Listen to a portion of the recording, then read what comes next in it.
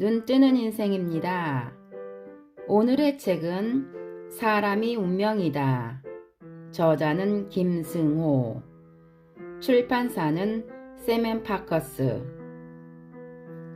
인생의 모든 기륭하복은 만나는 사람으로부터 시작된다.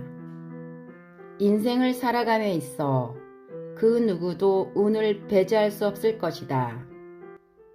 이 책의 저자는 운을 창조하거나 조절하는 것은 근본적으로 세 가지 요소에 의해 이루어진다고 말한다. 3요소란 천지인 삼재를 얘기하는데, 전작에서 돈보다 운을 벌어라 에서는 천을, 사는 곳이 운명이다 에서는 지혜 요소를 다루었다. 이 책 사람이 운명이다는 인의 요소를 다룸으로써 저자가 제시하는 운명 3요소의 완결을 보여준다. 책에서는 어떤 사람을 만나고 어떻게 대해야 하는지, 어떤 행동이 좋은 운을 부르고 어떤 습관이 나쁜 운을 부르는지 인간관계와 처세의 관점에서 풀어내었다. 오늘은 용기가 불운을 막는다를 발췌하여 읽어드립니다. 인생이란 날로 발전할 때 아름다운 법이다. 위대한 것을 추구하면 그 사람은 점점 위대해진다. 생계를 위해 돈을 벌고 나머지 시간에는 항상 공부를 놓지 않는다면 이는 참으로 바람직한 인생이 아닐 수 없다. 공부를 하면 사람은 변하게 되어 있다. 어린 시절을 생각해보자. 그토록 철이 없던 그 아이가 지금은 의젓한 어른이 되어 있다. 우리는 지금 얼마나 성장했는가? 우리의 정신은 얼마나 위대해졌는가? 사람은 공부를 많이 하면 자기 자신의 좋은 친구가 된다. 그러면 홀로 있어도 외롭지 않다. 내 안의 세계가 훌륭하고 아름답고 재미있다면 이는 분명 자기 자신의 좋은 친구다. 그러나 나 자신의 내면 세계가 별 볼 일 없다면 참으로 심심할 것이다. 그런 사람은 남과 있어도 고독할 뿐이다. 또한 그런 사람과 만나고 있는 사람도 외로움을 느낀다. 사람답지 않은 사람, 속이 텅 빈 사람, 맹물 같은 사람을 만나면 왠지 사람을 만난 것 같은 느낌이 들지 않는다. 오히려 그런 사람을 만나면 자기 자신이 고독하다는 것을 새삼 깨닫게 된다. 아, 사람이 없구나. 세상에는 겨우 이런 사람밖에 없단 말인가. 사람은 그 자체로 존재감이 있어야 한다. 존재감은 내면에서 나온다. 그래서 내면이 깊은 사람은 존재감이 크다. 남과 친구가 되려면 나부터 훌륭해져야 한다. 내면이 얄팍하고 속에 아무것도 든 게 없는 사람이 누군가를 만나 고독감을 떨치고자 한다면 이는 사기 행위다. 누군가와 친구가 될 수도 없을 만큼 내면이 허접한 사람이 친구를 구하러 다닌다면 이는 인간 도적질이나 마찬가지다. 먼저 내가 누구인지를 알고 남을 사귀어야 하는 것이다. 그래서 사람은 먼저 자기 자신을 가꾸어야 한다. 그 과정을 통해서 나 자신이 남과 친구가 될 수 있는지 점검하는 것이다. 내가 나 자신을 좋아할 수 없다면 남들도 나를 좋아할 리 없다. 친구가 될 자격이 있는 사람만이 친구를 찾아 나설 수 있는 법이다. 처세니 인맥이니 하면서 무작정 사람을 만나러 다니는 것이 능사가 아니다. 나를 알게 되는 사람이 나로부터 어떤 보람과 이득을 얻을 수 있는가? 이것을 먼저 생각해야 한다. 사람을 무작정 만나서는 결코 친구를 얻을 수 없다. 사람 사이에 친구가 될 거리가 있어야 한다. 당신은 바보를 친구로 삼고 있는가? 나도 그렇고 남들도 그렇다. 다들 한 번쯤은 이런 생각을 해본다. 저놈을 사귀어서 나한테 좋은 일이 뭐가 있을까? 나뿐만이 아니라 남들도 항상 이런 생각을 품고 있다. 그래서 스스로를 가꾸어야 한다. 세상에 내놓을 나 자신을 잘 만들어야 한다는 뜻이다. 내가 사람을 고르듯이 남도 사람을 고른다. 사람이라고 해서 다 같은 사람이 아닌 것이다. 사람도 진품이 있고 짝퉁이 있다. 진품이 되도록 피눈물 나는 노력을 해야 한다. 나를 먼저 가꾸고 그리고 나서 남을 만나야 한다. 그래야 인생이 발전하는 법이다. 유유상종이란 말이 있다. 같은 종류끼리 만난다는 뜻이다. 나 자신이 갖추지 못하면 내가 만나는 친구도 별 볼 일 없는 뻔한 놈이 될 수밖에 없다. 그렇다면 나는 무엇을 갖춰야 하는가? 정녕 갖추고 싶은가? 어렵지 않다. 첫째, 강한 사람이 되어라. 둘째, 매력 있는 사람이 되어라.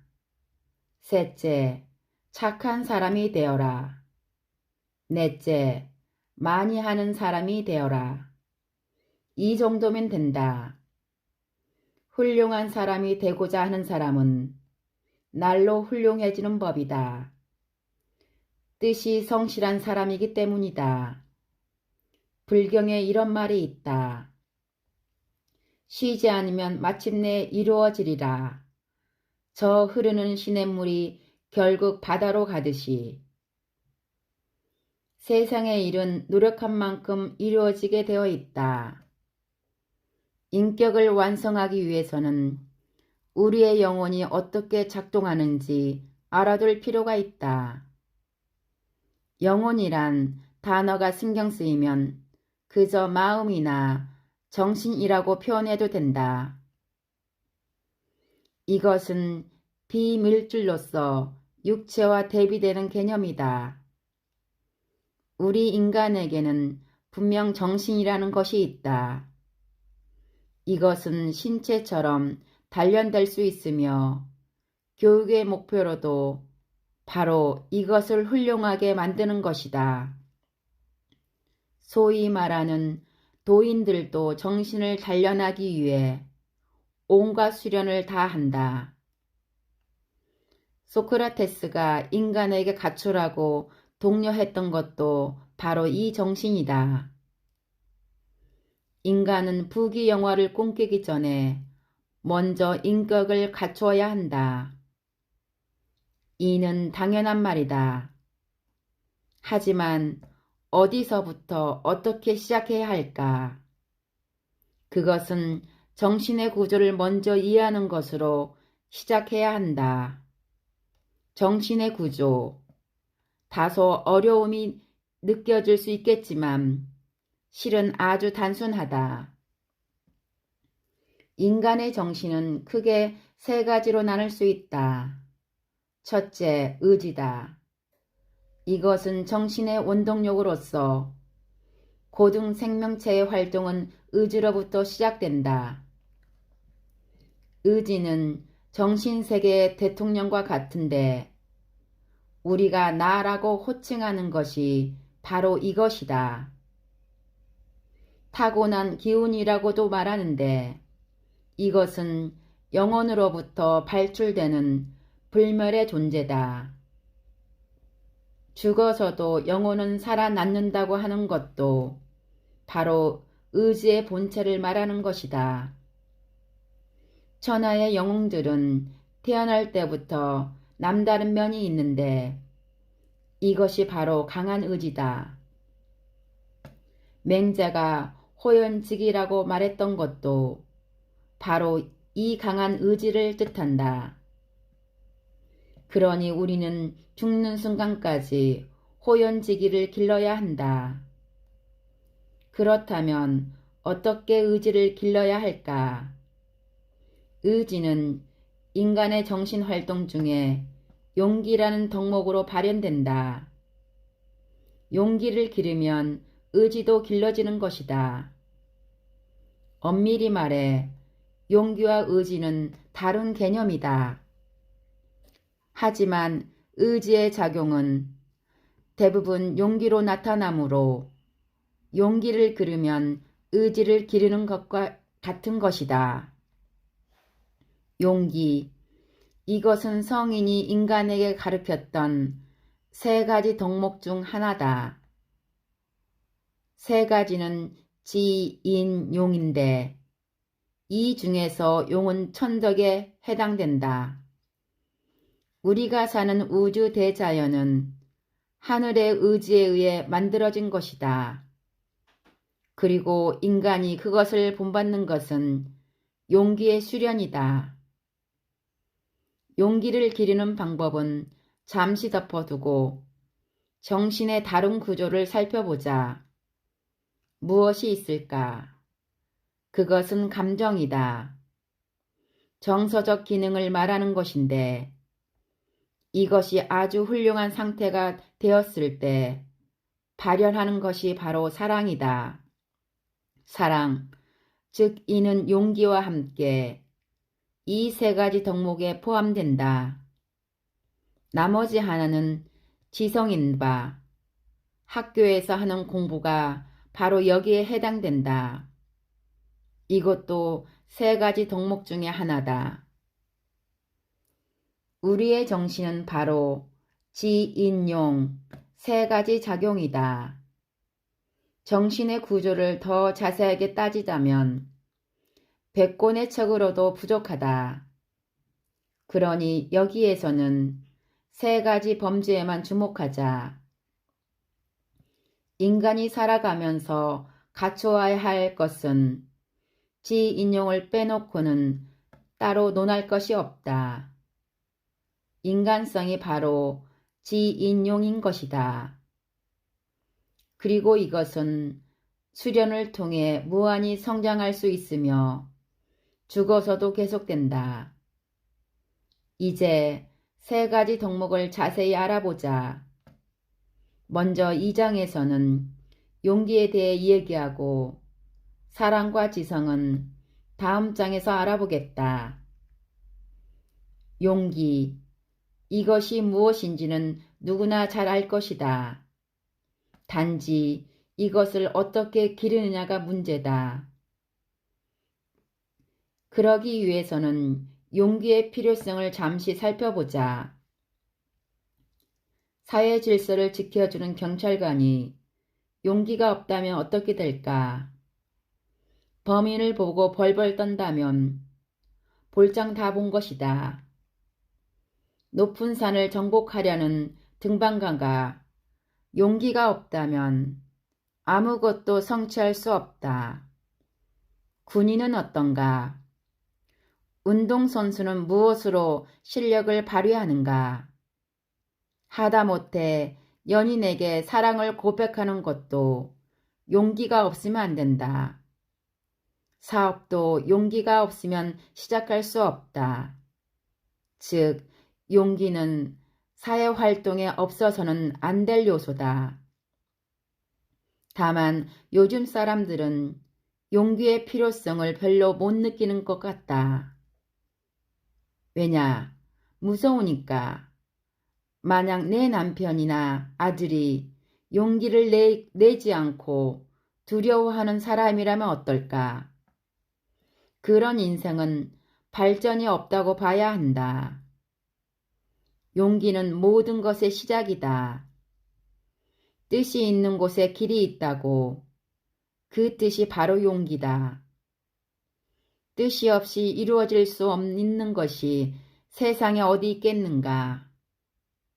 그러므로 용기는 인생에 절대적으로 필요한 요소다. 그렇기에 옛 성인들은 이것을 세 가지 덕목 중에 하나로 꼽은 것이다. 용기를 기르는 방법에 대해 실례를 들어보겠다. A는 용기를 수련했던 사람인데 그가 어느 날 길 가는 중 갈림길을 만났다. 한쪽 길은 가로등이 밝게 켜져 있는 평탄한 도로이고 다른 한쪽은 어두운 논길이었다. 논길 중에는 무덤도 있어서 으스스했다. A는 이곳에 서서 잠시 생각하다가 으스스한 길로 들어섰다. 일부러 무서운 길을 선택한 것이다. 그날 이후로 A는 갈림길에서 항상 생각했다. 무서운가 아닌가. A는 무서울 때는 어두운 논길로 들어섰고 안 무서우면 평탄한 길로 선택했다. 도심을 걸을 때도 멀쩡한 큰 도로를 놔두고 일부러 어두운 골목길을 택하기도 했다. A는 공포를 인정하기가 싫었다. 어느 겨울에는 살 얼음을 깨고 그 속에 들어가기도 했고 조폭들에게 대들기도 해보고 여자 앞에서 자장면을 먹기도 했다. 커피숍에서는 아늑한 구석이 아니라 중앙에 앉았고 싸움판이 크게 벌어진 술집에서 태연히 앉아 술을 마시기도 했다. 또한 많은 여자들 앞에서 창피함을 무릅쓰고 연설을 하기도 했고 비리를 보면 강자에게도 큰 소리로 할 얘기를 다 하면서 지냈다. A는 언제 어디서나 용기를 잃지 않고 행동했다. 이렇게 오랜 세월이 흐르자 A는 아주 용감한 사람이 되었다. 그는 스스로 말한다. 온갖 공포로부터 떠났으며 이제 용기 수련은 어느 정도 완성했다고. 주변 사람들은 그의 용기에 혀를 내두를 정도였다. A는 원래 소심한 사람이었는데 수련을 통해 용기 있는 사람으로 우뚝 섰다. 그리고 용기뿐 아니라 정신의 다른 여러 측면에서도 탁월해졌다. 이 이야기에서 용기를 기르는 요점은 무엇인가? 항상 도전하라는 것이다. 패할지언정 도전을 피하지 말라는 뜻이다. 용기는 하늘의 덕으로서 양의 성품을 가지고 있다. 양이란 스스로 일어나는 것이지 다른 것의 도움으로 일어서는 것이 아니다. 용기는 그저 용기를 내면 점점 더 커져간다. 세상은 도체 위험이 있다. 이것을 두려워하면 오히려 위험으로 인해 손상을 입게 된다. 사람을 위협에 빠뜨리는 운명은 용감한 사람을 피해 도망간다. 그래서 비겁한 사람은 아무리 피해 다녀도 위험에 맞닥뜨리게 되어 있다. 인류는 고래로 모험을 마다하지 않았기에 만물의 영장으로 반려동했던 것이다. 운명을 개선하는 일도 용감한 사람에게는 큰 문제가 아니다. 하늘은 투지를 잃지 않는 사람을 사랑한다. 항상 힘이 넘치는 사람이 되어야 할 것이다. 이는 운명을 개척하는 좋은 방법이기도 하다. 감사합니다.